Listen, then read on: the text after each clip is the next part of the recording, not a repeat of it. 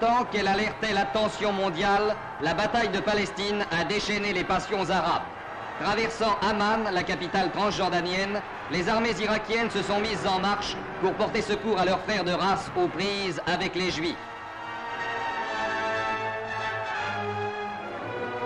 En grande solennité, le roi de Transjordanie, Abdallah, a donné le signal de l'invasion en allant prier à la mosquée pour le succès de ses armes.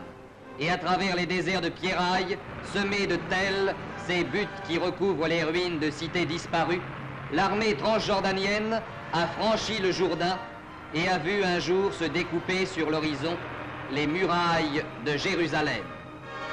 L'attaque de la ville commençait aussitôt, et dans la cité sainte où le bombardement allumait ses incendies, les premiers soldats transjordaniens commençaient à s'infiltrer dans la vieille ville.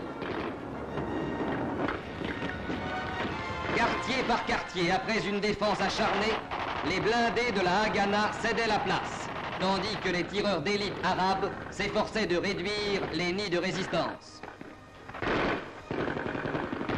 Le collège français des franciscains, où les frères étaient demeurés en dépit du danger, avait été tout de suite occupé par les assaillants, et le vieux couvent se vit une fois de plus dans son histoire former l'un des pivots de la bataille de Jérusalem.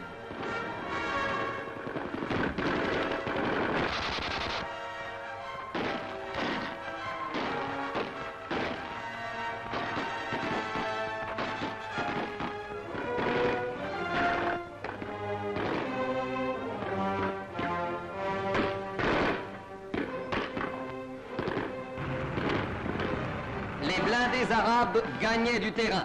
Peu à peu, la vieille ville tombait aux mains des Transjordaniens. Et Glob Pacha, chef de la fameuse Légion arabe, arrivait sur les lieux avec de nouvelles forces. Des îlots du quartier juif conquis étaient livrés au pillage. Pauvre pillage d'ailleurs, qui semble dans la fumée des incendies proches la simple réplique d'un sauvetage ou d'un déménagement d'évacués.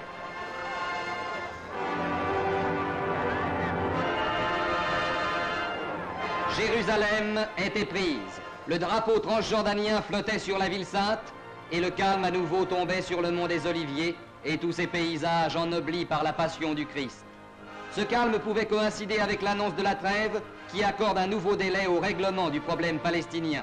Trêve qui laisse les adversaires face à face, mais face à face aussi avec l'idée de cette paix que demandent sous tous les ciels les prières des hommes.